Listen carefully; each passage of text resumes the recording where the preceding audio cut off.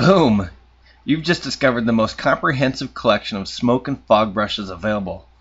I've spent a ton of time creating, shaping, and honing my personal collection to have everything I need at my fingertips, and I'm finally releasing it to the world. I'm going to hit play on this slideshow and you can watch some of the images I've created using these brushes. What makes this collection so special?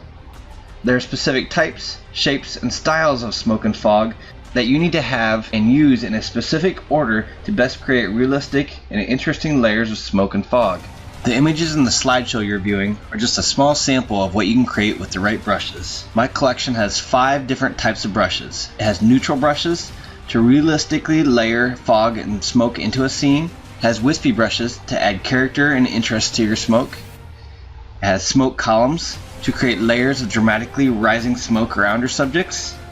It also has psychedelic smoke to convey motion and movement in your images.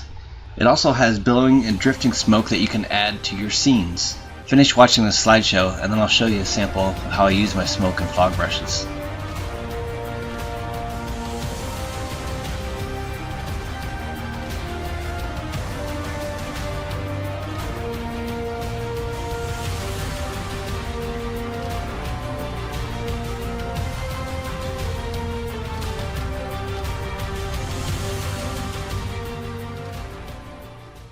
Here's an example of an athlete I've used my brushes with. This is a baseball player that I've shot, and originally it looked something like, let me shut these off here, looks something like this. I have a green screen extraction action that I used to quickly extract my subject. So it went through and ran it very quickly through and extracted him. And it also adds a layer that takes out any green cast in his clothes. And so then I found a background that I liked. This is a custom background I've shot and used for some of my subjects. And I zoomed in my player a little bit to bring his feet just a little bit further in. And then I wanted to add some depth into this image. Right now it looks like he's standing in front of a background. I want to make it look a little bit more dynamic and interesting. So I'm going to add some of my neutral smoke brushes into the scene. Up here, if I go up to here, you can see some of my brushes.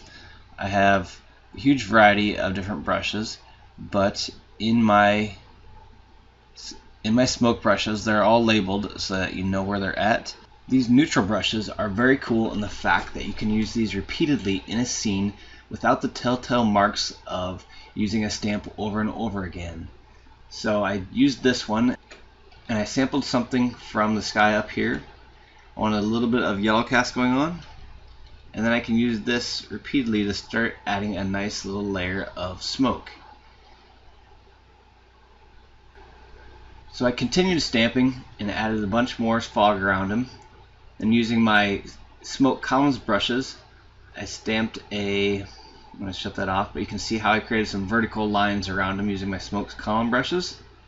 And now I want to add some foreground fog into there, using again some of my neutral brushes, and a little bit darker, so that it kind of creates a vignette around him. And then over top of that, I'm going to create just a little bit more interesting layers of the smoke wisp brushes. And again, in my full tutorial that we receive with this collection, I'm going to go much more in depth into how I create these smoke layers, where the shadows and lights come from, and what my thought process is when I'm creating individual images like this.